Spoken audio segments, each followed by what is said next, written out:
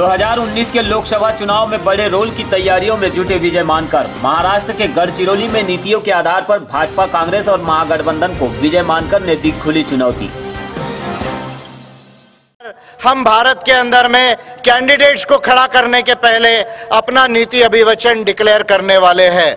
हम अपना नीति अभिवचन यानी 5 मार्च के आसपास लगभग जो है मॉडल कोड ऑफ कंडक्ट जो है वो लगेगा और मार्च महीने में पहले 10 तारीख के अंदर जैसे मॉडल कोड ऑफ कंडक्ट लगता है 15 मार्च के अंदर हम अपना नीति अभिवचन डिक्लेयर करेंगे और देश के तमाम पार्टीज को मैं चैलेंज करूंगा। तमाम जो लोग इलेक्शन लड़ना चाहते हैं उनको मैं चैलेंज करूंगा कि कांग्रेस के पास या बीजेपी के पास या महागठबंधन में जो भी पार्टी होगी उनके पास अगर मुझसे अच्छी नीति है तो मुझे दिखा दो, अन्यथा इलेक्शन को खाली करो और एपीआई को पार्लियामेंट में आने दो। अन्यथा इलेक्शन को खाली करो और एपीआई को पार्लियामेंट में आने दो। ये पहला महत्वपूर्ण एस्पेक्ट है जिसको हम जो है वो करना चाहते हैं और 200 से ज्यादा सीटें जो है हम देश के अंदर में इसलिए लड़ाना चाहते हैं ताकि देश का पॉलिटिक्स ये पॉलिसीज के आधार पे हो, स्लोगन के आधार पर नहीं। ये पहली बात है। दूसरी महत्वपूर्ण बात जो लॉन्ग टर्म पॉलिटिक्स के लिए जरूरी है, जो हमारे देश को लॉन्ग टर्म, हमारे लोकतंत्र को, हमारे कॉन्स्टिट्यूशन को, हमारे देश के लोगों के लिए लॉन्ग टर्म लंबी चीज के लिए जरूरी है। क्या लंबे चीज के लिए जरूरी है?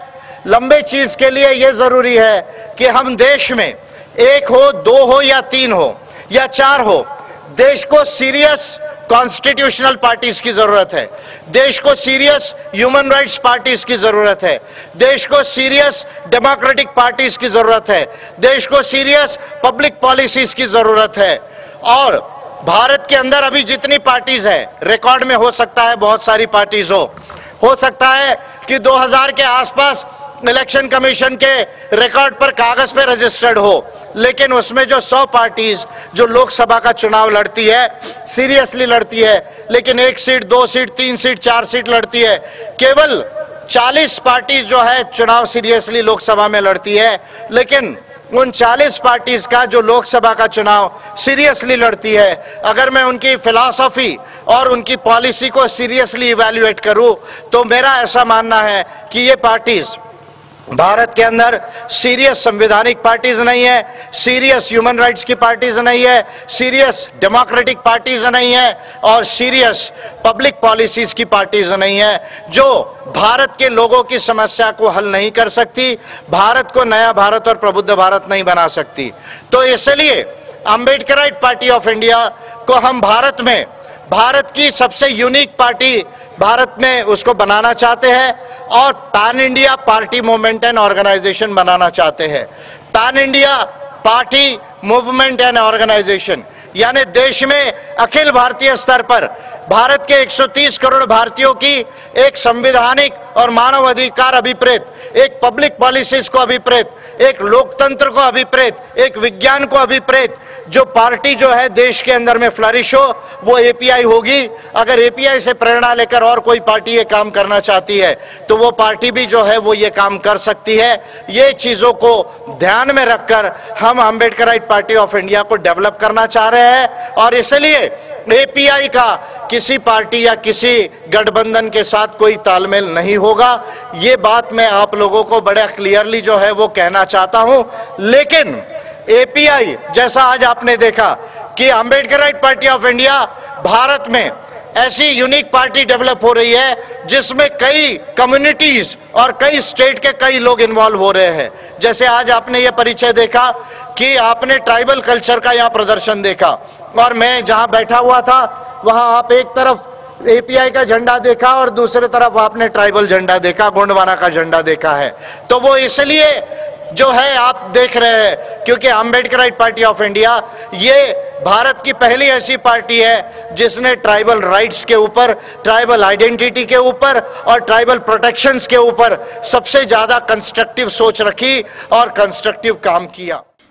एपीआई के राष्ट्रीय अध्यक्ष विजय मानकर की नजरें अब आगामी लोकसभा चुनाव पर केंद्रित हो गई है। हाल ही में संपन्न हुए 5 राज्यों के विधानसभा चुनाव में पार्टी को सक्रिय राजनीतिक दल के रूप में पहचान दिलाने के बाद अब विजय मानकर अखिल भारतीय मूवमेंट के आधार पर राष्ट्रीय राजनीति में महत्वपूर्ण भूमिका अदा करने के लिए नीतियों के आधार पर जुट गए हैं, जिसका ताजा उदाहरण बीते दिनों महाराष्ट्र के गढ़चिरौली में आयोजित विशाल आदिवासी मूल निवासी डीटीएनटी और ओबीसी जनसभा में दिखाई दिया। आइए सबसे पहले आपको दिखाते हैं जनसभा से पहले विजय मानकर के गढ़चिरौली आगमन पर सांस्कृतिक तरीके से आयोजित अभिनंदन की कुछ झलकियां।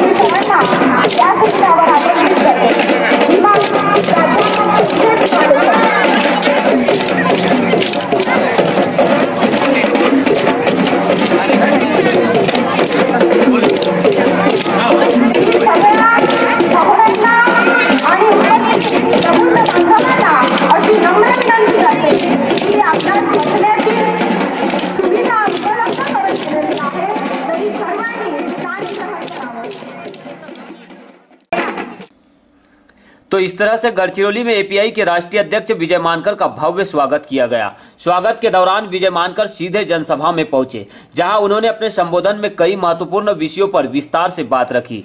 इस सम्मेलन में पहली बार विजय मानकर ने वोटर्स सिटीजन इनकम राइट्स पर लोगों को संबोधित किया। साथ ही नीतियों के आधार पर भाजपा, कांग्रेस और महागठबंधन को खुली चुनौती दी। उन्होंने विशाल जनसभा के दौरान ओबीसी रिजर्वेशन, न्यायपालिका में आरक्षण और मूल निवासियों के अधिकारों को लेकर पिटीशन किए गए ऐतिहासिक बिल पर भी अपने विचार रखे। इसके अलावा आदिवासी संस्कृति और सभ्यता पर भी उनका विशेष संबोधन यहां देखने को मिला। आपको बता दें कि एपीआई गढ़चिरौली के तत्वावधान में आयोजित इस जनसभा में विजय मानकर को सुनने के लिए हजारों की संख्या में लोग मौजूद रहे। आज के इस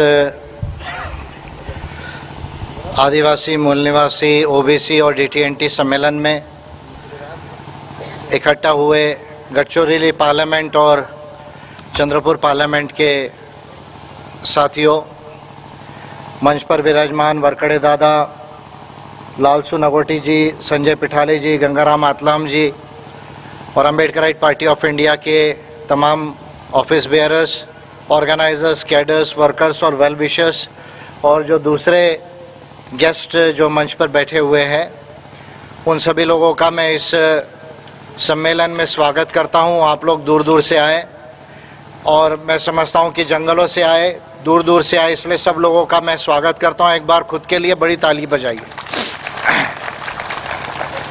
ये सम्मेलन अभी पूरे देश में जो है 2019 में हम लोग एंटर कर रहे हैं। कल 2018 का 31 दिसंबर आखिरी दिन है और हम लोग सब जानते हैं कि 2019 में लोकसभा के चुनाव जो है वो अप्रैल महीने में जो है, अप्रैल से मई महीने में होंगे।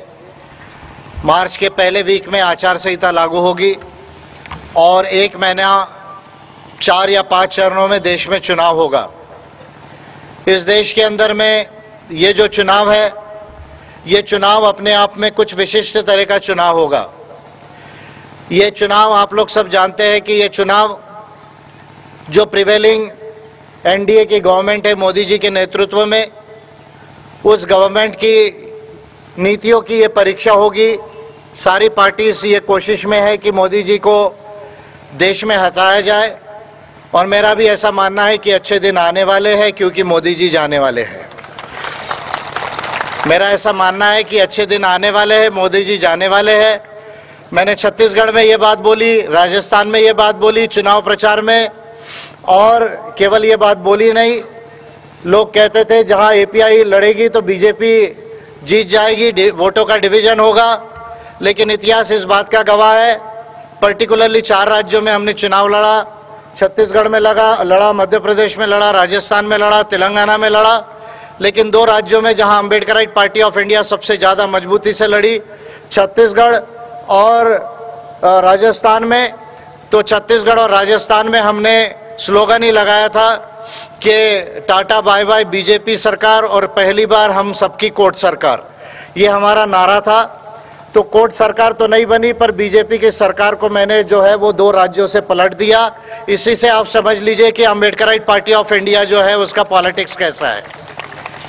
ये पॉलिटिक्स आपको समझना होगा। ये पॉलिटिक्स, अम्बेडकराइट पॉलिटिक्स जैसे हम कहते हैं, वो नीतियों का पॉलिटिक्स है। इसे हम पॉलिटिक्स ऑफ पॉलिसीज कहते हैं, पॉलिटिक्स ऑफ पॉलिसीज कहते हैं। देश के अंदर में अब तक के जो राजनीति चली, चाहे वो बीजेपी के पीरियड की चली हो या कांग्रेस के पीरियड की चली हो या और भी बहुजन राजनीति चली हो, उसके अंदर में दलित राजनीति भी चली हो, उसमें कुछ अच्छी बातें हो सकती है। मैं ये नहीं कहता हूं कि उसमें सारी बातें बुरी होगी, लेकिन मेरा ऐसा मानना है कि नया भारत प्रबुद्ध भारत बनाने के लिए, नया भारत प्रबुद्ध भारत बनाने के लिए जिस तरह की नीति देश में इन पार्टीज को अडॉप्ट करनी चाहिए थी, जिन तरह की पार्टीज को, जिन तरह की पॉलिसीज पर काम करना चाहिए था, वो आज तक देश के अंदर में किसी पार्टी ने जो है वो ठीक ढंग से नहीं किया। और इसलिए मेरे लिहाज से ये जो चुनाव है, जिसको पूरे देश में हम 18 से 20 राज्यों में अम्बेडकराइट पार्टी ऑफ इंडिया के 200 से ज़्यादा सांसद लड़ाने वाले हैं और ये प्रयास करेंगे कि 60 लाख से ज़्यादा वोट हमको मिले ताकि हम देश की पहले 15 पार्टियों में आ सके। ये 200 से ज़्यादा जो सीटें हम 18 से 20 राज्यों में जो लड़ाने जा रहे हैं, उसके 2 प्रमुख कारण हैं। क्या 2 प्रमुख कारण हैं?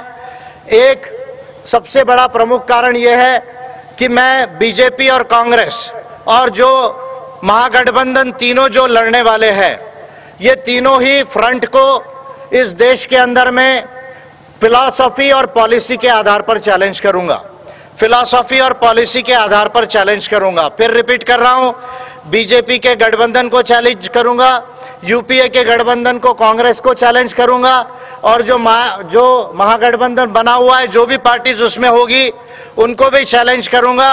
चैलेंज पॉलिटिकल भी होगा और चैलेंज पॉलिसी का भी होगा। चैलेंज पॉलिटिकल भी होगा, चैलेंज पॉलिसी का भी होगा।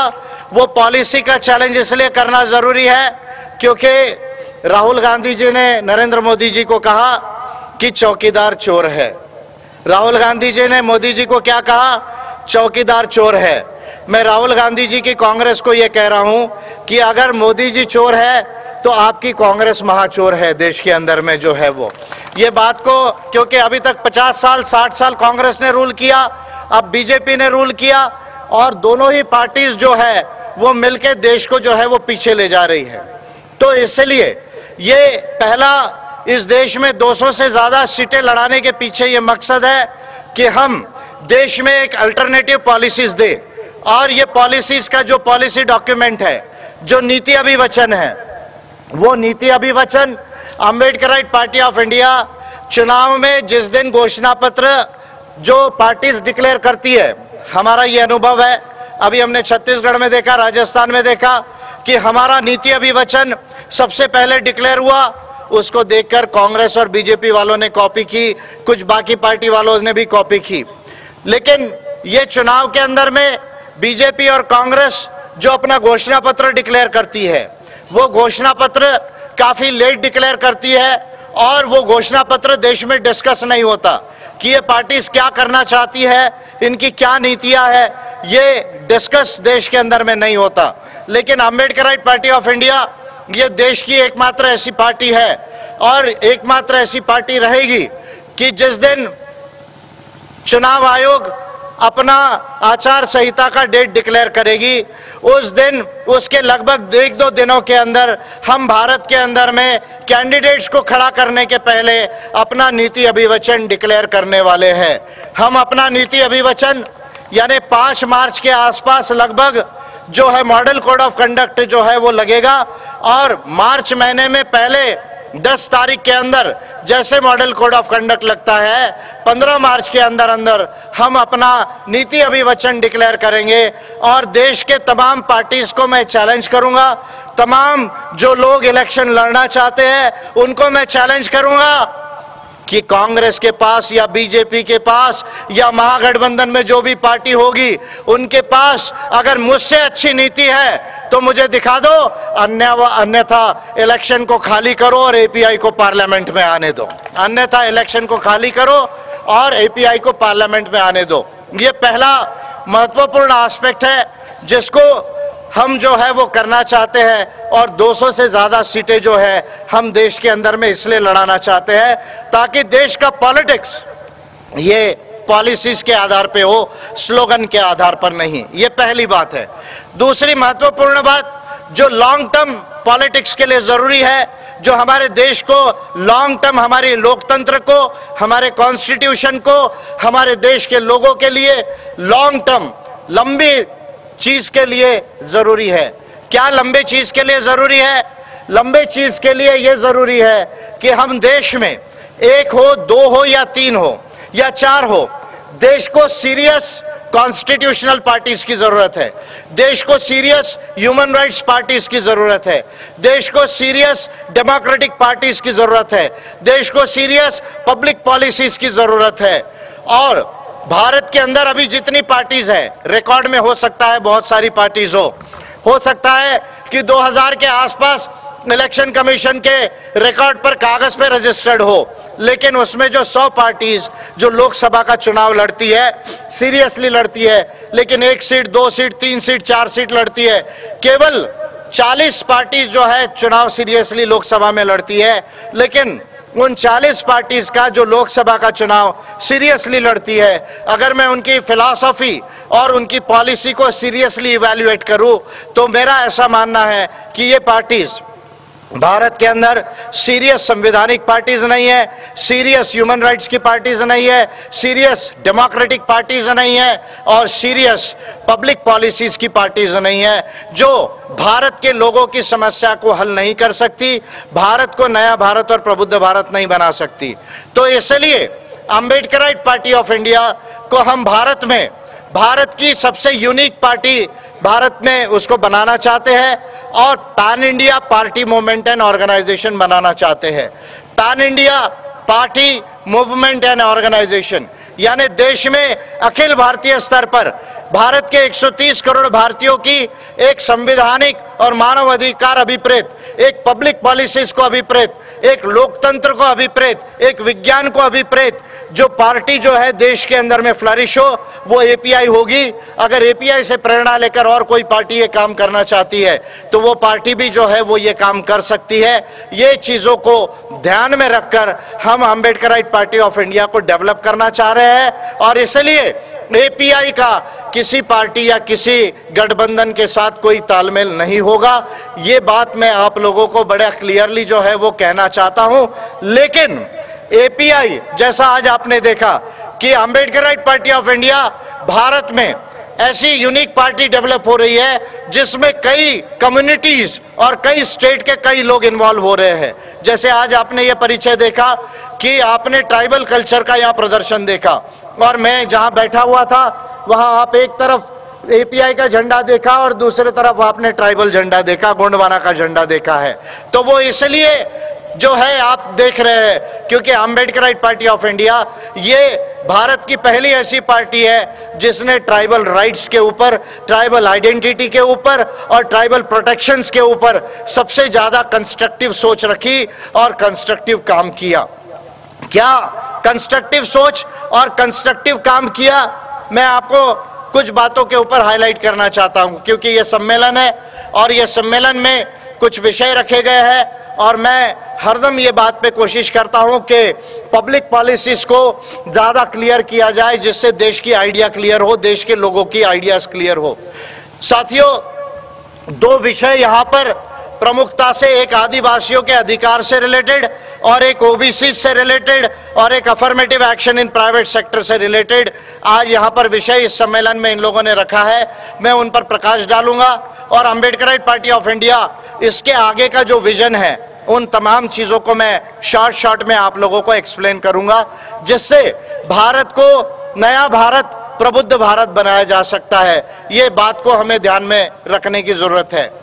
क्या महत्वपूर्ण बात है ट्राइबल राइट्स को लेकर और ट्राइबल प्रोटेक्शन्स को लेकर, ट्राइबल आयडेंटिटी को लेकर। आदिवासींचे जे अधिकार आहेत, आदिवासींची जी आयडेंटिटी आहे म्हणजे त्यांची जी ओळख आहे आणि आदिवासींचे जे प्रोटेक्शन्स आहेत त्याविषयी काय गोष्टी महत्त्वपूर्ण आहेत याला आपल्याला समजण्याची गरज आहे। मी नेहमीच म्हणत आलेलो आहे की भारताचा आदिवासी आणि विश्वाचा आदिवासी, भारत का कल्चर ये मोहनजोदारो हड़प्पा से नहीं बनता, भारत का कल्चर ये वेदों से तो बिल्कुल नहीं बनता।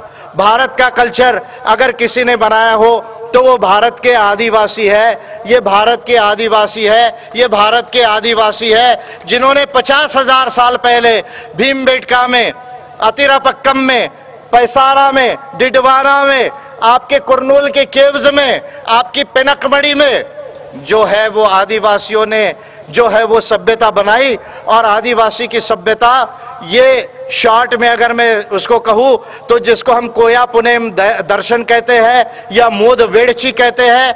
मोद वेड़ची म्हणजे सत्य प्रकाश का मार्ग, सत्य प्रकाश का ज्ञान। पुनेम, कोया पुनेम दर्शन यानी सत्याचा मार्ग। हा कोया पुनेम दर्शन हे मोद वेड़ची हा जो मार्ग आहे, जो शंभू शेख जे झालेत, 88 शंभू शेख जे झालेत, त्या शंभू शेखांनी 88 शंभू शेखांनी आणि कुपारलिंगोंनी ही जी कल्चर जे आहे ते प्रपाउंड केलं। और वो जो कल्चर है ये आर्य कहते हैं, वेद वाले, हमारा वेद अनादि है, तुम्हारा वेद अनादि नहीं, तुम कहाँ से आए। वो कहते हैं हम इसके मुंह से पैदा हुए, उसके मुंह से पैदा हुए। आज मैं उसमें नहीं जाना चाहता कि तुम्हारी डिलीवरी का मैं क्या एनालिसिस करूं, लेकिन मैं आप लोगों से ये कहना चाहता हूं, आर्यों से, ये एरियल और एंटीना वालों से, कि तुम्हारे वेद इस देश में जूनियर है, जूनियर ही नहीं बेकार है। और इसलिए अगर भारत जो है ये भारत नहीं है, ये इंडिया का नाम भारत नहीं है, हमारे कॉन्स्टिट्यूशन में है, हम उसको रिस्पेक्ट करते हैं। लेकिन जब एडवर्ड वेस जब भारत के अंदर आए, ऑस्ट्रेलियन जियोलॉजिस्ट जब भारत के अंदर आए और जब भारत का उन्होंने कॉन्टिनेंट का स्टडी किया कि भाई भारत प्राचीन कहाँ का कॉन्टिनेंट जुड़ा था, ऑस्ट्रेलिया के साथ, अफ्रीका के साथ जुड़ा था कई करोड़ों साल पहले, तो एडवर्ड वेस ने ये सोचा कि भाई मैं इसको क्या नाम देना चाहिए, इसको नाम क्या देना चाहिए। उस समय तो मानव प्रगत नहीं हुआ था, लेकिन सबसे पहला इंसान भारत में उसका कल्चर का नाम क्या था, ये एडवर्ड वेस्ट ने सोचा।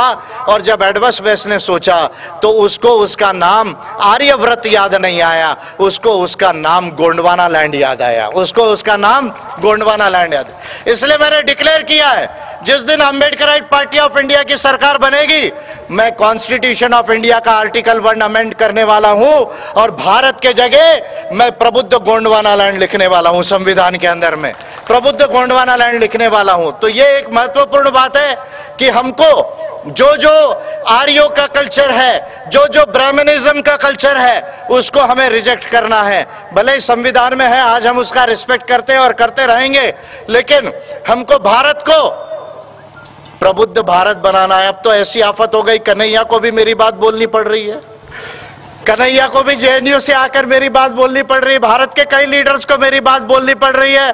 और मोदी जी ने तो मेरा न्यू इंडिया चुरा ही लिया है, आपको तो मालूम ही है। मैंने न्यू इंडिया लिखा, डॉक्टर बाबा साहब अम्बेडकर के इंटेलेक्चुअल बायोग्राफी में एक चैप्टर लिखा, new India new social order of doctor BR Ambedkar. Parliament library में वो किताब गई और पार्लियामेंट लाइब्रेरी में जाने के 4 महीने बाद मोदी जी ने न्यू इंडिया का स्लोगन लगाया। तो मैं मोदी जी से कह रहा हूं, कोई बात नहीं, आपने न्यू इंडिया कहा तो कोई बात नहीं, आप न्यू इंडिया पे चुनाव लड़ो, मैं भी न्यू इंडिया पर चुनाव लड़ता हूं। आप न्यू इंडिया पर चुनाव लड़ो, मैं भी न्यू इंडिया पर चुनाव लड़ता हूं। आप हिंदू इंडिया पर चुनाव लड़ते हो, मैं प्रबुद्ध इंडिया पर चुनाव लड़ता हूं, मैं प्रबुद्ध इंडिया पर चुनाव लड़ता हूं। और दोनों को इस देश में आ जाने दो। ये बात और है कि मैं जानता हूं कि टेलीविजन वाले डरेंगे, मुझे नहीं दिखाएंगे। मैं इस बात को जानता हूं, मानता हूं कि मोदी जी को और राहुल गांधी जी को और बाकी नेताओं को कभी मेरे साथ वो एक स्टेज पर लाने वाले नहीं है, क्योंकि उनको अच्छे से मालूम है कि अगर मानकर साहब के आगे ये आ गए तो जितना मेकअप कर करके कलर लगाया वो 1 घंटे के अंदर में उतर जाएगा। ये उनको मालूम है, इसलिए उनको करने दो, मुझे कोई चिंता नहीं है। तो लेकिन मैं अपनी बात को देश में बोलते रहूंगा और जो काम मुझे करना है उसको मैं करते रहूंगा। तो क्या ट्राइबल राइट्स का इश्यू है की एक भारतामध्ये विश्वामध्ये सर्वात पहिले जर कल्चर डेव्हलप झाला असेल, कल्चर ज्याला आपण सभ्यता म्हणतो, तो कल्चर सर्वात पूर्वी जर बनलेला असेल तर ते आदिवासींनी बनवलेला आहे। ह्या गोष्टीला आपल्याला आवर्जून लक्षात घ्यायला पाहिजे। आणि म्हणून भारत का आदिवासी और दुनिया का आदिवासी, इसको जो ये गांधी जी कहते थे कि ये तो वनवासी है, ये कहते हैं कि भाई ये तो जंगली है, इनको तो कुछ सभ्यता नहीं, इनको तो अक्ल नहीं। तो मैं ऐसे तमाम भारत के और दुनिया के लोग जिन्होंने आदिवासी को जंगली कहा और कहा कि इनको समझ नहीं, उनको मैं कहना चाहता हूं कि आपको दुनिया में समझ नहीं है। अगर इंसानियत की और विज्ञान की और प्रकृति की सबसे ज्यादा किसी को समझ होगी तो वो देश और दुनिया के आदिवासियों को है, वो देश और दुनिया के आदिवासियों को है, वो ऑर्गेनाइज्ड रिलीजन्स को नहीं है। तो जब संयुक्त राष्ट्र ने 2007 में 2007 में universal declaration of the rights of indigenous people 2007 जब डिक्लेयर किया, उसके पहले ILO कन्वेंशन 1989 हुआ, उसके पहले ILO कन्वेंशन 1957 हुआ। ऐसे 3 मानव अधिकारों के सबसे बड़े महत्वपूर्ण कन्वेंशन है और डिक्लेरेशन है जो आदिवासियों के राइट्स पर सबसे ज्यादा डिटेल में जाते हैं। क्या 2007 का जो यूनिवर्सल डिक्लेरेशन है वो कहता है 5 चीजें कहता है। क्या 5 चीजें कहता है? Land, territories, resources, culture and self identification. Lands, territories, resources, culture and self identification, यानी कि उनका जो सेल्फ आइडेंटिफिकेशन है इंडिजिनियस पीपल का, आदिवासियों का जो सेल्फ आइडेंटिफिकेशन है, जो उनका कल्चर है, ये डिसाइड करने का अधिकार ये स्टेट को नहीं है, ये निर्णय लेने का अधिकार सरकार को नहीं है, ये निर्णय लेने का अधिकार वो आदिवासियों को है। उनकी सभ्यता क्या है, उनकी पहचान क्या है, ये पार्लियामेंट डिसाइड नहीं करेगी, ये आदिवासी डिसाइड करेंगे। ये जो है यूनाइटेड नेशंस का कन्वेंशन कहता है, पहली बात। दूसरी बात क्या कहता है यूएन का कन्वेंशन? यूएन का कन्वेंशन ये कहता है लैंड्स, टेरिटरीज एंड रिसोर्सेस, यानी शॉर्ट में यदि कहूं तो जल जमीन जंगल, जिसको हम कहते हैं जल जमीन जंगल, तो जल जमीन जंगल पर अगर सबसे पहला अधिकार किसी का होगा तो वो गवर्नमेंट का नहीं, वो प्राइवेट सेक्टर का नहीं, वो सबसे पहला अधिकार ये आदिवासियों का है। आदिवासी उसका मालिक है, और यदि वो उसका मालिक है ये तो उसको वो अधिकार by law, bye constitution guaranteed होना चाहिए। ये यूनाइटेड नेशंस के कन्वेंशन कहते हैं। तो मैंने 9 अगस्त को, इस 9 अगस्त को 2018 को इंटरनेशनल इंडिजिनस राइट्स डे के ऊपर में मैंने भारत की संसद को 2 बड़े प्रमुख बिल दिए। वो बिल इस किताब में हमने जो है वो पब्लिश किए हैं, शॉर्ट में वो टेबल पर भी होगा। और भारत के इतिहास में मैंने पहली बार भारत के संविधान को 5वीं अनुसूची, 6वीं अनुसूची को अमेंड करने के लिए, और जो रिलेटेड आर्टिकल्स है 342 हो या बाद में 366(25) हो या 350A(b) हो या 164 हो, ये जो तमाम महत्वपूर्ण आर्टिकल्स है या 156 हो, इनको अमेंड करने के लिए भारत की संसद को मैंने बड़ा महत्वपूर्ण बिल दिया है। क्या बिल दिया है? शॉर्ट में आपको बताता हूं, कॉन्स्टिट्यूशन का डिटेल है, लेकिन यह बिल मैंने बड़े महत्वपूर्ण बात है जिसको भारत के आदिवासियों को समझना होगा, और पर्टिकुलरली गढ़चिरौली के आदिवासियों को समझना है। क्यों समझना है ये मैं पहले बाद में बोलता हूं। यह बिल में मैंने कुछ बातें महत्वपूर्ण अमेंडमेंट सजेस्ट किए हैं। क्या अमेंडमेंट सजेस्ट किए हैं? एक, ट्राइबल एडवाइजरी काउंसिल का जो चेयरमैन है वो चीफ मिनिस्टर नहीं होगा या कोई और मिनिस्टर नहीं होगा, वो चाहे चीफ मिनिस्टर ट्राइबल हो या ना हो, कोई अगर मिनिस्टर अगर ट्राइब है तो वो ट्राइबल एडवाइजरी काउंसिल का चेयरमैन ये केवल आदिवासी होना चाहिए। ये पहली बात मैंने इसमें सजेस्ट की है, पहली बात सजेस्ट की है। दूसरी बात इसमें मैंने सजेस्ट की है कि जो पार्लियामेंट या असेंबली लॉ बनाती है और गवर्नर उसको लागू करना है या गवर्नर को लागू नहीं करना है, ये बात जो गवर्नर डिसाइड करता है, गवर्नर खुद डिसीजन नहीं लेगा जब तक ट्राइब्स एडवाइजरी काउंसिल का रिकमेंडेशन नहीं होगा। गवर्नर सो मोटो वो अप्लाई होना चाहिए या अप्लाई नहीं होना चाहिए, इसका निर्णय गवर्नर नहीं करेगा, ट्राइब्स एडवाइजरी काउंसिल का रिकमेंडेशन होगा। उसी के बाद गवर्नर निर्णय लेगा कि वो कानून लागू होना चाहिए या वो कानून लागू नहीं होना चाहिए। ये दूसरी बात मैंने उसमें रिकमेंड की है, दूसरी बात सजेस्ट की है।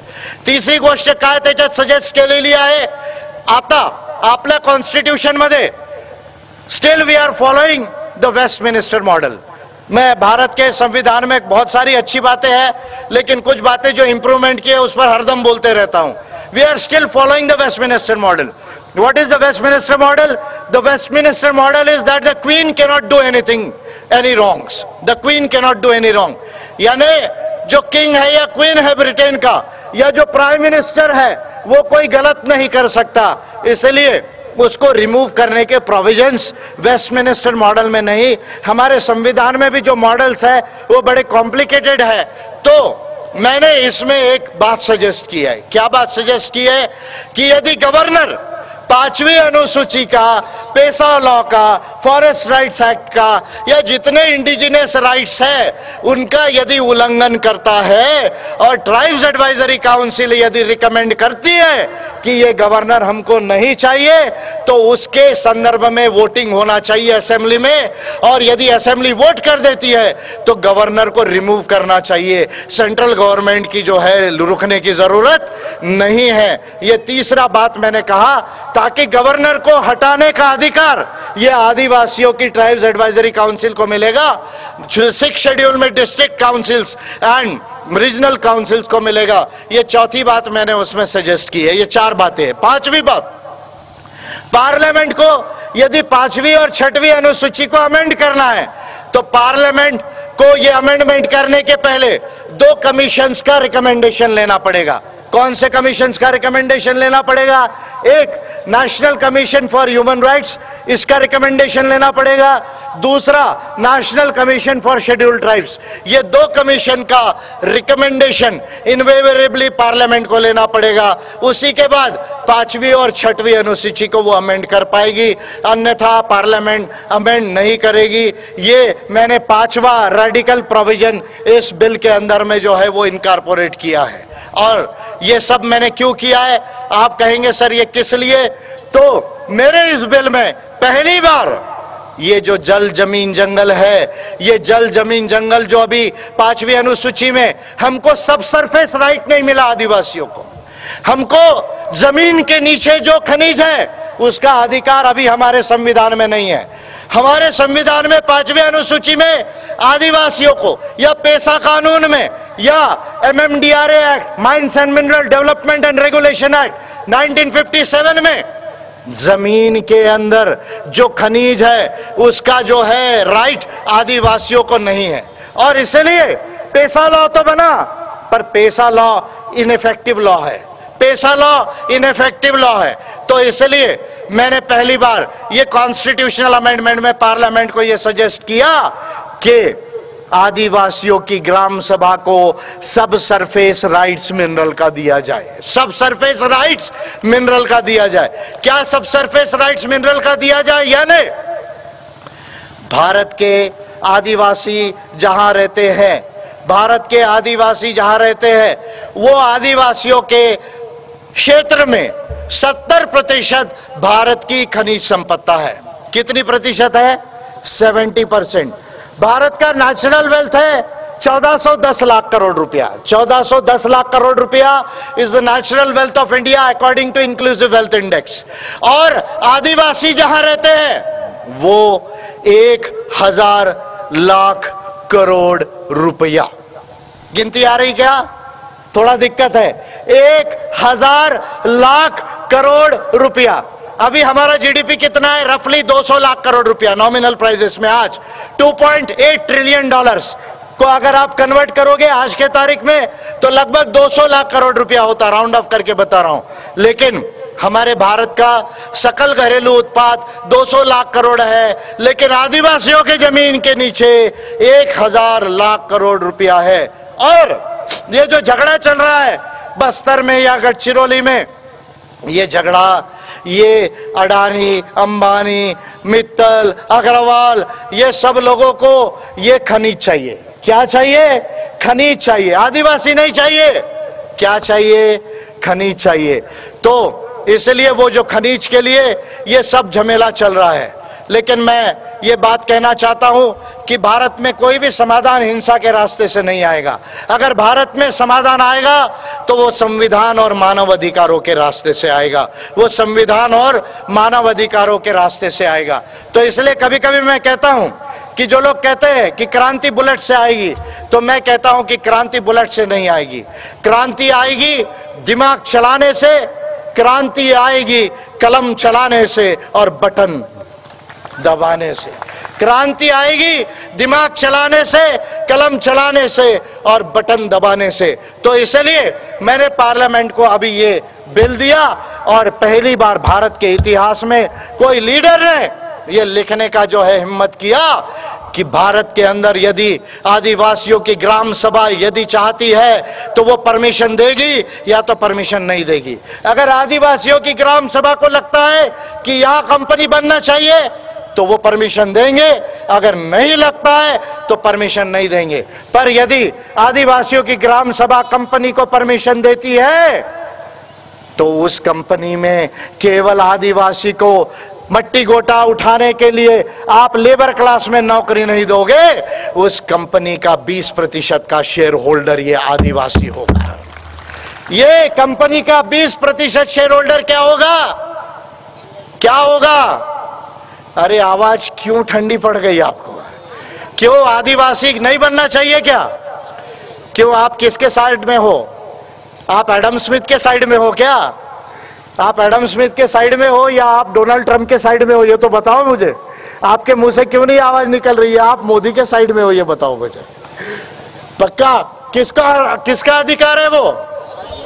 जम से बोलो, आवाज नहीं आ रही। किसका अधिकार है? हाथ उठाओ पीछे तक। किसका अधिकार है? सुन लो पार्लियामेंट के लोगों, पार्लियामेंट के लोगों सुन लो, बंबई में बैठे वाले, दिल्ली में बैठे वाले लोग सुन लो। विजय मानकर गढ़चिरौली के जंगल से आवाज उठा रहा है, ये बिल मैंने संसद को दिया और अब मैं गढ़चिरौली से एमपी जिताना चाहता हूं ताकि संसद में तुमको मजबूर कर दूं ये बिल को पास करना। इसलिए मैं गढ़चिरौली में 8 महीने के अंदर आया, बाकी जगह नहीं गया। गढ़चिरौली में 8 महीने के अंदर इसलिए आया, पहला सम्मेलन किया आपसे संबंध जोड़ने के लिए, दूसरा सम्मेलन कर रहा हूं यहां से आदिवासी का ग्राम सभा का सांसद जिता के पार्लियामेंट में भेजने के लिए। ताली कम बज रही है, आपको लग रहा है कि जीतेगा? मेरे को तो आप मोदी के साइड दिख रहे हैं सब। पक्का है कि नहीं है? मोदी के साइड है क्या? पक्का? तो कौन जीतेगा? माल्या वाला आदिवासी जीतेगा कि ग्राम सभा वाला जीतेगा? माल्या वाला जीतेगा, चौकसी भाई वाला जीतेगा, नीरव मोदी वाला जीतेगा या ग्राम सभा वाला जीतेगा? बताओ आप मुझे। जम से बोलो, जम से बोलो, जम से बोलो। जय सेवा, जम से बोलो, जय से बोलो, जय सेवा। ठीक है, जय सेवा जय भीम। तो ये पहली बात है। तो आदिवासियों को इस देश में मिनरल राइट मिलने की जरूरत है। जब तक ये मिनरल राइट नहीं मिलेगा, ये वोटिंग से, सरकार के SC/ST सब प्लान से हमारी गरीबी जाने वाली नहीं है। दूसरा एक महत्वपूर्ण, आदिवासियों के अलावा भारत के तमाम नागरिकों के लिए आज मैं एक बात डिक्लेयर कर रहा हूं, जो अम्बेडकराइट पार्टी ऑफ इंडिया जिसको आज अडॉप्ट कर रही है और एज अ पॉलिसी उसको अडॉप्ट कर रही है। एक दूसरी, भारत के तमाम नागरिकों के लिए, जो वोटर है, जो भारत का वोटर है, जो वोट देगा, वो केवल वोट देगा, जो भारत का नागरिक वोट देगा उसको हर महीना पर कैपिटा GDP का 10% पैसा मिलना चाहिए। पर कैपिटा GDP का 10% मिलना चाहिए। आपको ये नहीं समझेगा, अर्थशास्त्र की भाषा है, आप भी बोलोगे साहब ने घुमा दिया, तो मैं आपको सिंपल बताता हूं। 10% GDP का मिनिमम बोल रहा हूं, शायद वो 15 भी हो सकता है, 20 भी हो सकता है, आर्थिक कैलकुलेशन का इश्यू है। लेकिन आपने वोट किया तो केवल वोट करने से आपको हर महीना कम से कम 1,500 से 2,000 रुपया डायरेक्ट आपके अकाउंट में आना चाहिए। खुशी हुई कि नहीं हुई? ये वैसा नहीं है 15 लाख आने वाला। आपका आधार है या नहीं बताओ आप मुझे? आधार है कि नहीं? बैंक अकाउंट है कि नहीं? सरकार के पास डेटा है कि नहीं? आपके मोबाइल को देख रही कि नहीं? देख रही ना? Digital dictatorship. तो भैया, जब आप नागरिकों की जासूसी कर सकते हो, आधार का पैसा, गैस का पैसा, सिलेंडर का जब आप बैंक अकाउंट में डाल सकते हो, तो भारत के नागरिकों को हर महीने 1,500-2 हजार रुपया आप डायरेक्ट अकाउंट में क्यों नहीं डाल सकते? ये बात आप मुझे बताओ। जो वोटर है भारत का, वो वोटर मालिक है और संसद जो है वो किराएदार है। कौन मालिक है? कौन मालिक है? अरे जम से समझो, ये नहीं समझोगे तो मग येतील राष्ट्रवादी वाले शरद पवार आणि येतील कोण तुमचे मनसे वाले राज ठाकरे आणि उद्धव ठाकरे आणि कांग्रेस वाले एक ही, और एक हाथी भी लेकर आ जाएगा शहर में। बरोबर है, हाथी भी लेकर आ जाएगा शहर में। उसको जंगल भेजने का समय हुआ, किसी ने यह बात देश में नहीं बोला। मैं कह रहा हूं कि मैं इसके लिए काम करूंगा मई के बाद, लेकिन इसको पॉलिसी में अडॉप्ट कर रहा हूं कि हर महीना 1,500 से 2,000 रुपया जो भी कैलकुलेशन आएगा हर नागरिक को मिलना चाहिए। और प्रायोरिटी पे, अगर सरकार के बजट में पैसा नहीं है तो पहले BPL वालों को मिलेगा, फिर APL वालों को मिलेगा, उसके बाद बाकी लोगों को मिलेगा। ये वोटर्स राइट टू इनकम, इसको मैं कह रहा हूं voters right to income, citizens basic income. ये सिटीजन्स बेसिक इनकम ब्राजील में जो है वो लागू हुई है, ब्राजील के अंदर में लागू हुई है, और दुनिया के डेमोक्रेसी में भारत के अंदर मैं अम्बेडकराइट पार्टी ऑफ इंडिया से इसको एज अ पॉलिसी अडॉप्ट कर रहा हूं कि भारत के तमाम नागरिकों को वोट डालना पड़ेगा, चाहे वो वोट आप API को डालो या API को एपीआई को डालो या एपीआई को, लेकिन वोट डालना पड़ेगा। आप वोट डालोगे, रिकॉर्ड आ जाएगा, आपके खाते में 2000 रुपये महीना चालू हो जाएगा। काय तुम्हाला आनंद नाही येऊन राहिलेला आहे? वाय? अरे कर्जा माफी हुई कि नहीं हुई? हुई कि नहीं हुई? कैसी हो गई? ये देश गरीब नहीं है। आपको जो बताया गया हमारा देश गरीब है, और आप इसलिए गरीब है क्योंकि आपने कोई तो भी गलत कर्म किया है। हे सांगितलं की नहीं? हमारा देश गरीब है। और आप क्यों गरीब है? आप इसलिए गरीब है क्योंकि पिछले जन्म में आपने क्या किया? गलत काम किया। अब कुछ लोग ऐसे हैं, गांधी जी हरदम बोलते थे कि मैं अगले जन्म में भंगी बनूंगा। मैंने एक दिन सोचा पढ़ते पढ़ते, यार ये हरदम अगले जन्म में क्यों बोलता है? क्यों इस जन्म में बनने से किसी ने रोका था क्या? क्या इस जन्म में बनने से रोका था? नहीं बना। पर गांधी जी बहुत चालाक थे, त्यांना माहिती होता की पुनर्जन्म कधी येणार नाही, आणि जो पुनर्जन्म येणार नाही म्हणून अस्पृश्यांनी अस्पृश्य राहावे, भंगीने भंगी रहना चाहिए, ये गांधी जी की सोच थी। और एक यूपी वाला आ गया, अभी वो कहता है कि जो है वो पूछ वाला कोई जो है वो दलित है, वो कहता है दलित है, कोई बोलता है जाट है, कोई बोलता है ये है, कोई बोलता है वो है।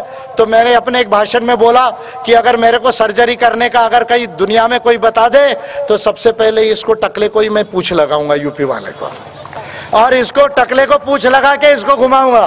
अरे अनसाइंटिफिक एंथ्रोपोलॉजी को पढ़ो, जेनेटिक इंजीनियरिंग को पढ़ो।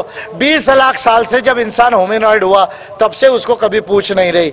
तो ऐसी अवैज्ञानिक बातें उसको ये करना है। तो आदिवासियों की बात मैंने कही, तमाम वोटर की बात मैंने कही। आपको ये पसंद आ रहा है कि नहीं आ रहा है? आपके खाते में 1,500-2 हजार रुपए महीना आए तो आपको दिक्कत है क्या? कुछ वोटर्स को दिक्कत है क्या? दिक्कत है क्या? चाहिए या नहीं चाहिए? चाहिए, बरोबर है। चलो ठीक है, यानी मैं जो बोल रहा हूं वो सही है। और अगर दिक्कत होंगी, ज्यादा हो गया तो मुझे दे देना पार्टी चलाने के लिए, ठीक है? थोड़ा सा दे देना, 100 रुपया 200 रुपया, क्योंकि जब तक आप दोगे नहीं पार्टी चलेगी नहीं। तो ये पहली बात है। तो आदिवासियों के लिए ये करना जरूरी है। दूसरा, यहां पर बहुत सारे और बातें लिखी है।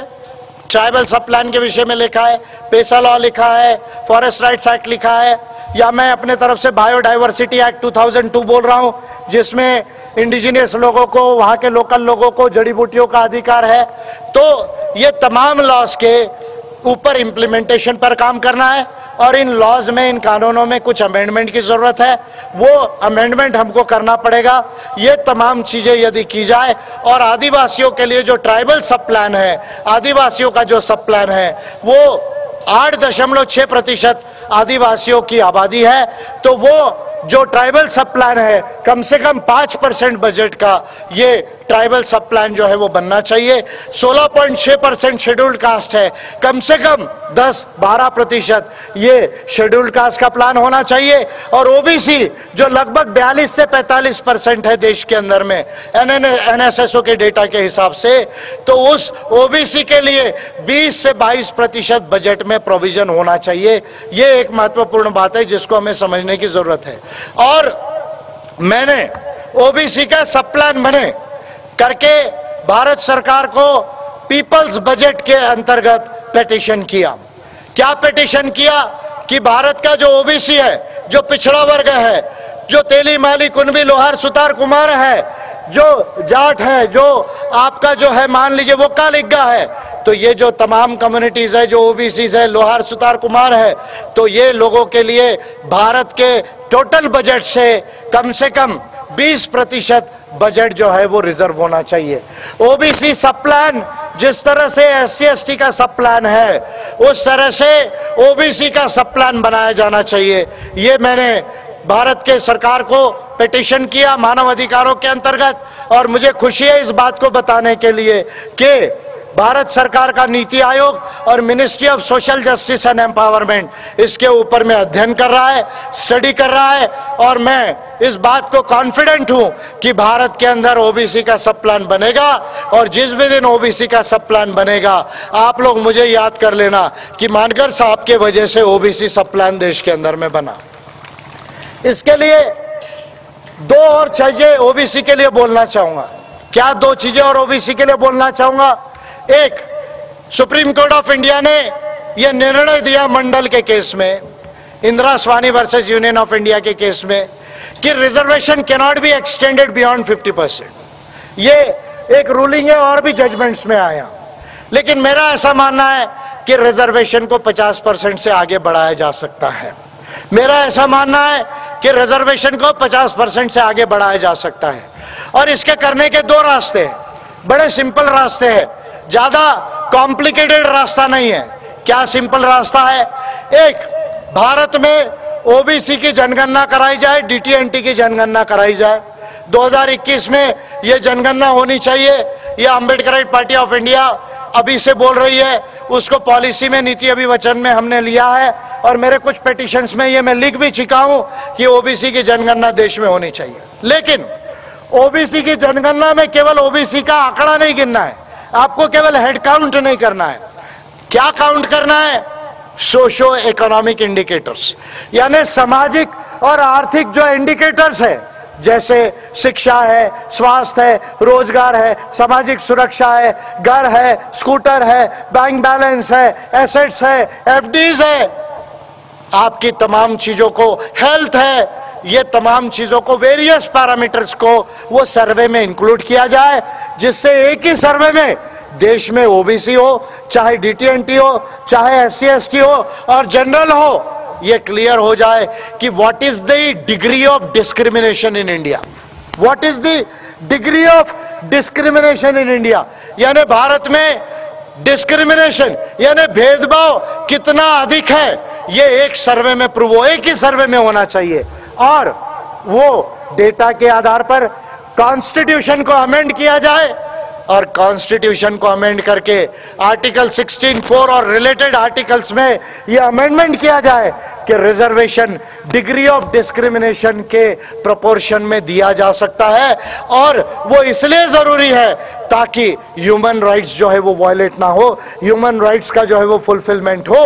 और इस तरह का अमेंडमेंट यदि संविधान में किया जाए, और साथ ही रिजर्वेशन प्रमोशन में भी ओबीसी को होना चाहिए करके आर्टिकल 16(4)(a) को भी अमेंडमेंट किया जाए, और ये करके संविधान के साथ ह्यूमन राइट्स इंटरनेशनल लॉ को इवोक करके अगर कोर्ट के आगे खड़ा हुआ जाए, तो मैं दावे से कहता हूं कि शायद सुप्रीम कोर्ट ऑफ इंडिया भी जो है इसके खिलाफ डिसीजन नहीं देगा देश के अंदर में।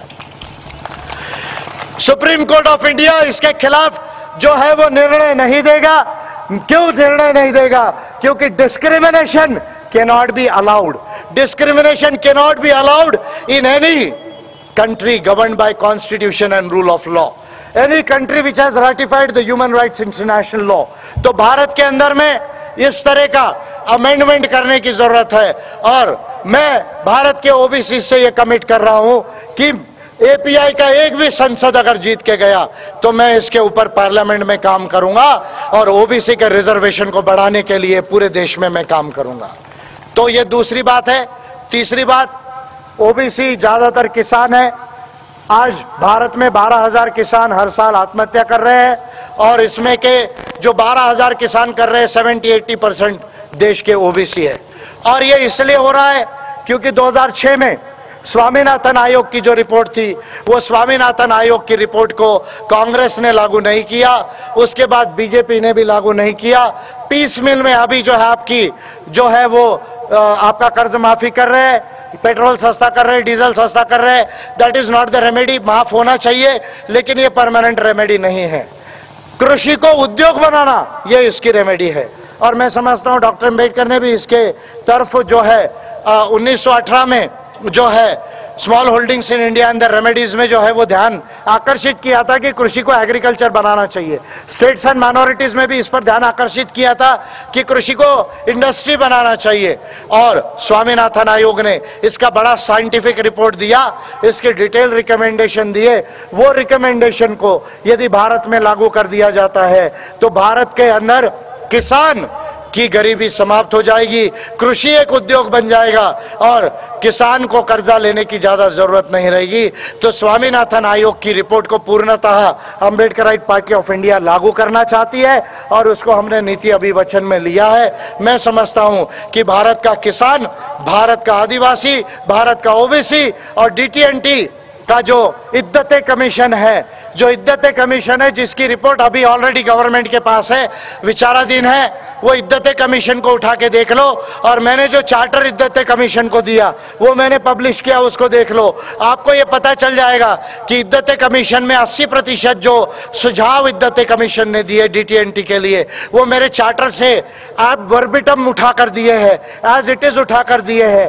तो DT&T के लिए इद्दत कमीशन को जो है वो इंप्लीमेंट किया जाए तो मैं समझता हूं कि SC ST OBC की बहुत सारी प्रॉब्लम्स जो है वो सॉल्व हो सकती है।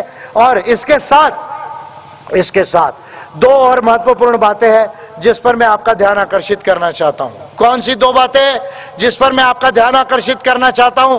एक, हमारा संविधान बहुत अच्छा है, लेकिन हमारे संविधान में human rights, second generation, third generation human rights अभी तक इनकॉर्पोरेटेड नहीं है। 1979 में 10 अप्रैल को भारत ने international bill of human rights को साइन किया, रेटिफाई किया, लेकिन हमारे संविधान में उसको जो लाना चाहिए था वो हमारी संसद ने अभी तक उसको नहीं लाया है। तो मैंने इसी साल जो आदिवासियों के इंडिजिनस राइट्स के लिए बिल दिया, उसके पहले मैंने भारत की संसद को ह्यूमन राइट्स का भी बिल दिया है। इसी किताब में उसको छापा हुआ है। भारत के संविधान में हमको इंडिजिनस राइट्स को ह्यूमन राइट्स को लाना पड़ेगा और ह्यूमन राइट्स को सरकारों के साथ साथ यानी स्टेट के साथ साथ प्राइवेट सेक्टर के ऊपर बाइंडिंग करना पड़ेगा। किस पर बाइंडिंग करना पड़ेगा? प्राइवेट सेक्टर पर बाइंडिंग करना पड़ेगा, नॉन स्टेट एक्टर्स पर बाइंडिंग करना पड़ेगा। जैसे आज मुझे नौकरी नहीं है, मैं प्राइवेट कंपनी के पास जाता हूं कि भाई मुझे नौकरी दो, मेरे पास एजुकेशन है, क्वालिफिकेशन है, लेकिन प्राइवेट कंपनी के ऊपर यह बाइंडिंग नहीं है कि वो मुझे जॉब दे। मैं प्राइवेट सेक्टर में काम करता हूं, मेरे कंपनी ने मुझे प्रमोशन नहीं दिया, मुझे स्किल ट्रेनिंग नहीं दी, मुझे फॉरेन टूर में नहीं भेजा, मेरे साथ डिस्क्रिमिनेशन हुआ। एट्रोसिटी नहीं हुई लेकिन भेदभाव हुआ, डिस्क्रिमिनेशन हुआ। मेरे पास कोई एक्सप्लिसिट रेमेडी नहीं है कि जाकर मैं कहीं पर किसी कमीशन के पास या किसी ऑम्बुड्समैन के पास या किसी एंटी डिस्क्रिमिनेशन ऑफिसर के पास जाऊं और ये कहूं कि मेरे साथ ये भेदभाव हो रहा है, आप मुझे रेमेडी दीजिए। तो इसलिए भारत के अंदर जो ह्यूमन राइट्स है वो संविधान में लाकर उसको प्राइवेट सेक्टर पर अप्लाई करना होगा, उसको नॉन स्टेट एक्टर्स पर अप्लाई करना होगा।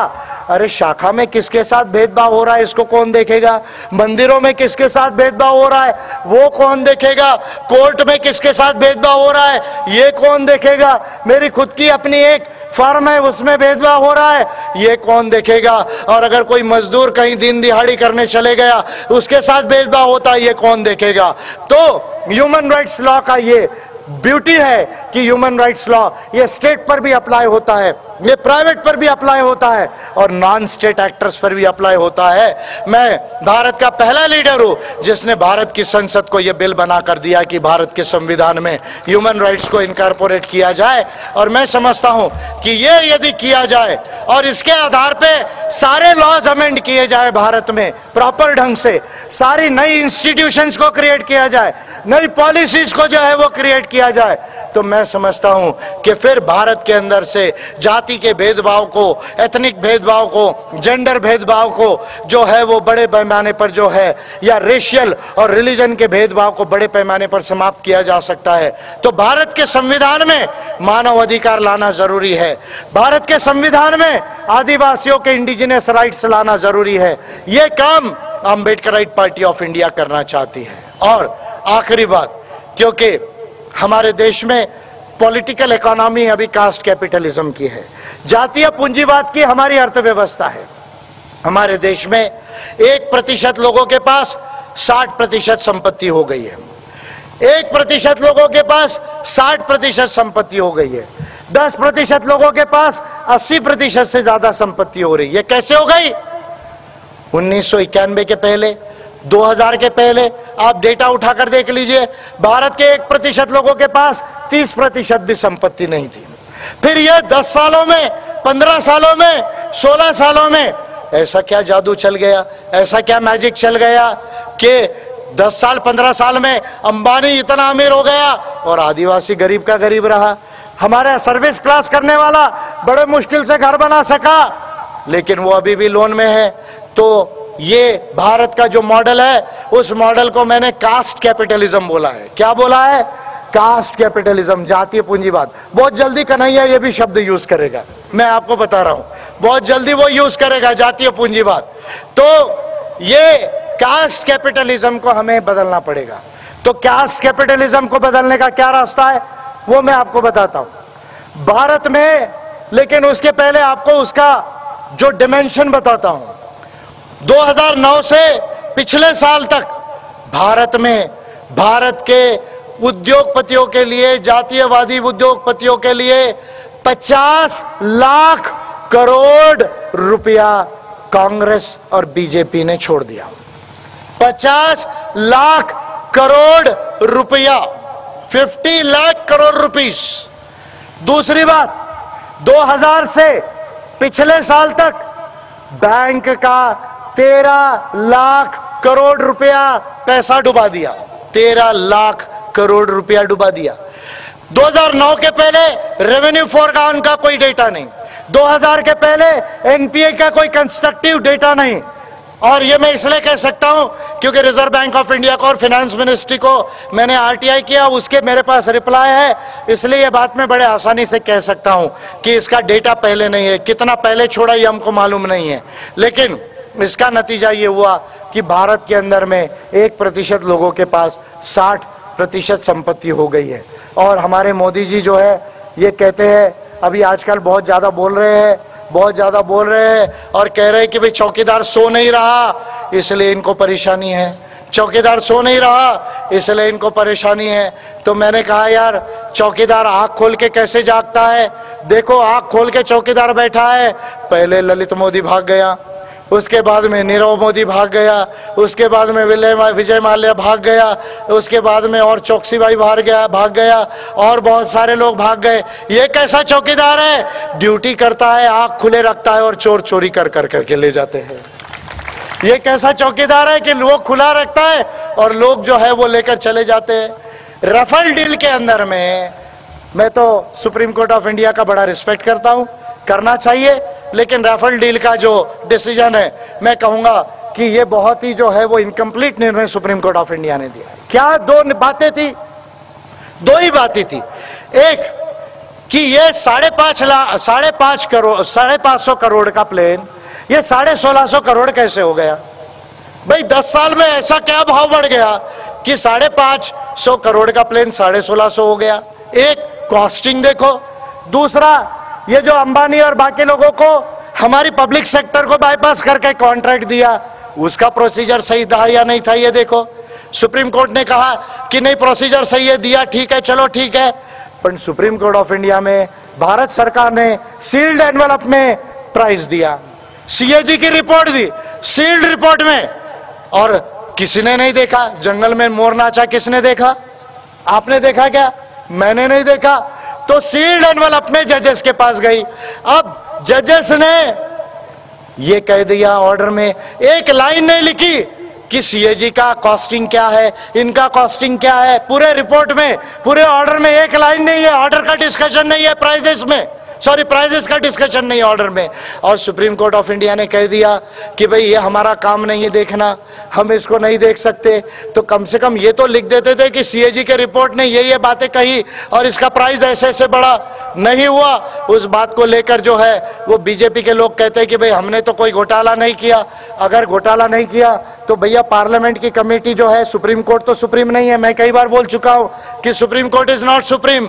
हमारे कॉन्स्टिट्यूशनल स्कीम में सोवरेनिटी यानी सुप्रीम जो है वो नागरिक है और इंस्टीट्यूशनल जो अपर हैंड है वो पार्लियामेंट का है, आज भी पार्लियामेंट का है। तो पार्लियामेंट की जेपीसी में देखा जाए और देखा जाए कि कितना पैसा उसमें सही गलत था, और अगर सही है तो टेबल कर दिया जाए, डिबेट हो जाए, क्लीन चिट दे दी जाए। लेकिन इसके लिए जो है वो बीजेपी की सरकार जो है वो राजी नहीं है। तो ये बीजेपी हो या कांग्रेस हो, दोनों ने भारत के 1% लोगों के पास 60% संपत्ति को ट्रांसफर किया। इसलिए आपको आपकी पॉलिटिकल इकोनॉमी को ठीक करना पड़ेगा, आपके राजकीय अर्थशास्त्र को ठीक करना पड़ेगा। क्या है उसका एक रास्ता मैंने बताया, voters right to income, VRI, voters right to income. जब 10, 15, 20% पैसा जो जीडीपी पर कैपिटा का मिलेगा तो वो उद्योगपति के पास नहीं जाएगा, वो सरकार के पास नहीं जाएगा, वो डायरेक्ट नागरिकों के पास आएगा। और कोई गरीब इंसान भी है तो वो भूखे नहीं मरेगा देश के अंदर में। ये वोटर्स राइट टू इनकम है, ये पहली बात है। दूसरा, हमारे देश में जो टैक्स रेवेन्यू जो परसेंटेज है, जीडीपी टू टैक्स रेवेन्यू जो परसेंटेज है, वो केवल 17% है। Brazil, China, Latin America, Africa, OCD countries जो डेवलप्ड कंट्रीज है, वहां 30%, 35%, 40% इतना ज्यादा है। यानी ये जो कंट्रीज जो डेवलप्ड हो गई, ये जो कंट्रीज जो बहुत ज्यादा डेवलप कर रही है, वो अपने आप डेवलप नहीं हो रही है। उनका जो टैक्स जीडीपी रेशो जो है वो बढ़ाया गया, और वो टैक्स जीडीपी रेशो बढ़ाकर वो पैसा बजट में लाके फिर वो शिक्षा, रोजगार, आवास, सामाजिक सुरक्षा और तमाम चीजों के ऊपर में खर्चा किया गया। तो भारत की टैक्स सिस्टम को चेंज करना पड़ेगा। भारत की टैक्स सिस्टम में अमीरों पर ज्यादा टैक्स लगाना पड़ेगा, गरीबों पर कम टैक्स करना पड़ेगा, जीएसटी का टैक्स रेट कम करना पड़ेगा, और बजट में ये जो पैसा आएगा वो पैसा SC ST OBC सब प्लान में 20%, SC ST सब प्लान में 20%, OBC के सब प्लान में लाना पड़ेगा, और एक ही फॉर्मूले पे खर्चा करना पड़ेगा। क्या फॉर्मूला है? E4H2S2R2, E4H2S2R2। What is E4? Education, employment, entrepreneurship, endowments, health, housing, social skills and social security, representation and reservation। यानी शिक्षा, रोजगार, उद्यमशीलता, संपत्ति, आवास, उसके साथ में स्वास्थ्य, उसके साथ में कौशल, उसके साथ में सामाजिक सुरक्षा, provident fund, pension, accidental insurance, medical insurance, और प्रतिनिधित्व तमाम लोगों को, महिलाओं को, पुरुषों को, आदिवासियों को, DT&T को प्रतिनिधित्व जो वेरियस इंस्टीट्यूशंस है उसमें देना पड़ेगा, और रिजर्वेशन को बढ़ाना पड़ेगा। ओबीसी का रिजर्वेशन 27 से बढ़ाकर कम से कम 40% करना पड़ेगा।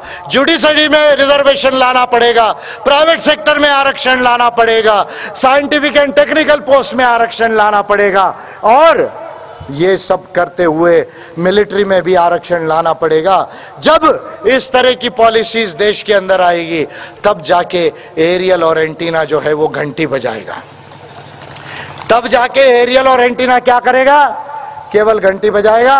और मैं भारत के अंदर में आपको यह अभिवचन देता हूं कि चाहे एपीआई की सीट आए या सीट नहीं आए, चाहे आप उसको वोट करो या वोट मत करो, लेकिन Ambedkarite party of India in तमाम चीजों के लिए देश में फाइट करते रहेगी, और नया भारत, प्रबुद्ध भारत बनाने का जो है वो काम करते रहेगी। नया भारत, प्रबुद्ध भारत बनाने का काम करते रहेगी। यदि आप लोगों को अपना उद्धार चाहिए, यदि आप लोगों को ब्राह्मणिज्म की जो 4C है, क्या 4C है? Caste discrimination, caste capitalism, communalism and confusion and conflict. Confusion and conflict यानी जातीय भेदभाव, जातीय पूंजीवाद, संप्रदायवाद, और इसके साथ जो है वो कंफ्यूज कर दो, कंफ्यूज कर दो। जब पॉलिसी की बात आ गई तो ला लिया पूछ वाले को, जब पॉलिसी की बात आई तो मंदिर को ला लिया, जब पॉलिसी को बात लाई तो हेराल्ड की केस लाई, जब पॉलिसी की बात आई, पॉलिसी फेलियर की बात आई तो राफेल का जवाब नहीं था तो मिचेल को लाया। तो कंफ्यूजन क्या करना है? कंफ्यूजन करना।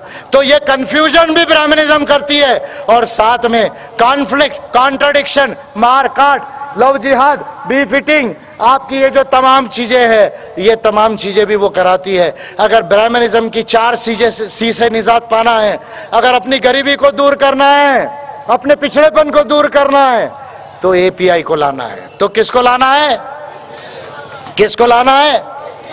एपीआई को लाना है। यदि गरीबी को हटाना है तो बोलो, यदि पिछड़ेपन को हटाना है तो, यदि विषमता को हटाना है तो, यदि ओबीसी बजट बनाना है तो, यदि सच्चर कमेटी लागू करना है तो, यदि इद्दत कमेटी लागू करना है तो, यदि आदिवासी को मालिक बनाना है तो, यदि माल्या को लाना है तो, और यदि मोदी को भगाना है तो तो एपीआई को लाना है, तो एपीआई को लाना है, तो एपीआई को लाना है, एपीआई को लाना है। ये आज मैंने गढ़चिरौली में ये गोंडवाना का जो है देखा, मुझे रैली में दिखा, वो आर्टिस्ट लोग, वो कलाकार लोग, मैं उनको अभिवादन करता हूं, जय सेवा बोलता हूं, जय सेवा, जय प्रबुद्ध गोंडवाना लैंड। वो आर्टिस्ट लोगों को जिन्होंने आदिवासी की सभ्यता को हमको बताया, एक बार जोरदार ताली बजाओ उनके लिए। वो रैली से मैंने ये दुपट्टा गोंडवाना का रखा। मैं संकल्प करके जा रहा हूं ये गढ़चिरौली से कि मैं भारत को प्रबुद्ध गोंडवाना लैंड बनाऊंगा, मैं भारत को प्रबुद्ध गोंडवाना लैंड बनाऊंगा, मैं भारत को नया भारत बनाऊंगा, संवैधानिक लोकतांत्रिक मानव अधिकार वाला भारत बनाऊंगा, वैज्ञानिक भारत बनाऊंगा, कल्याणकारी भारत बनाऊंगा। ये बात को समझ के आप एपीआई के साथ जुड़े, एपीआई को वोट करें। 1800 बूथ है, 6000 के ऊपर गांव है, 1800 बूथ पे 10-10 लोगों की कमेटी बनाए। अगर 18,000 लोग यदि एपीआई के कार्यकर्ता गढ़चिरौली में बन गए तो मैं आपको दावे से कहता हूं कि यहां का सांसद ग्राम सभा वाला होगा, यहां का सांसद ये ग्राम सभा वाला होगा। ये पॉलिसीज एपीआई की स्पेशलिटी है, ये फिलॉसफी एपीआई की स्पेशलिटी है, और एपीआई इस देश में जरूर पार्लियामेंट में जाएगी। और एक दिन ऐसा आएगा कि देश में अंबेडकराइट सरकार बनेगी, एक दिन ऐसा आएगा कि देश में अंबेडकराइट सरकार बनेगी, आदिवासियों की सरकार बनेगी, आप लोग ओबीसी की सरकार और तमाम गरीब लोगों की, महिलाओं की और वंचितों की सरकार बनेगी। आप लोग इस काम में जुटे रहे, और मैं उम्मीद करता हूं कि जब मैं नेक्स्ट टाइम आऊं तो केवल इस तरह का सम्मेलन ना हो, चुनाव की गतिविधि हो और बड़े पैमाने पर हजारों की मात्रा में, लाखों की मात्रा में एपीआई का जो है वो यहाँ डायमेंशन दिखे। हमने ये गढ़चिरौली से इंडिया के अंदर चुनाव का बिगुल फूंक दिया है आदिवासियों के लैंड से। जम से बजाओ ताली, आदिवासियों के भूमि से फूंका है, आदिवासियों के भूमि से 2019 का चुनाव का बिगुल जो है वो फूंक दिया है। और मैं आपसे कह रहा हूं कि अब वंदे मातरम नहीं, वंदन प्रबुद्ध गोंडवाना लैंड कहना पड़ेगा, वंदन प्रबुद्ध गोंडवाना लैंड कहना पड़ेगा और भारत को महान बनाना पड़ेगा। ये बात को ध्यान में रखे आप काम में लगे। मैं ऐसी आप लोगों से सबसे अपील करता हूं।